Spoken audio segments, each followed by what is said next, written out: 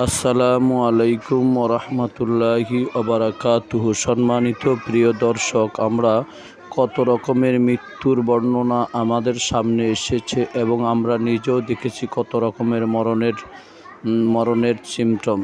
কিন্তু এমন একটা আমল আছে যে আমলটা করলে আপনার ইমানই মৌত নসিব হবে ইনশাআল্লাহ।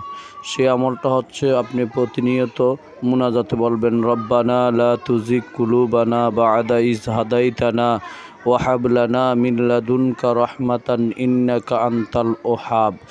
রব্বানা লা তুজিগ কুলুবানা বা'দা ইজ হাদাইতানা ওয়াহাব লানা মিন লাদুনকা রাহমাতান ইন্নাকা আনতাল ওহাব। এই দোয়াটা প্রতিনিয়ত মুনাজাতে আপনি আল্লাহর কাছে করেন, ইনশাআল্লাহ আপনার ইমানই মৌত নসিব হবে। এবং এই দোয়াটা আপনি নিজে শিখবেন, অন্যকে শেখার জন্য তাগিদ দিবেন, নিজের পরিবারের প্রত্যেকটা সদস্যকে শিখিয়ে দেবেন এবং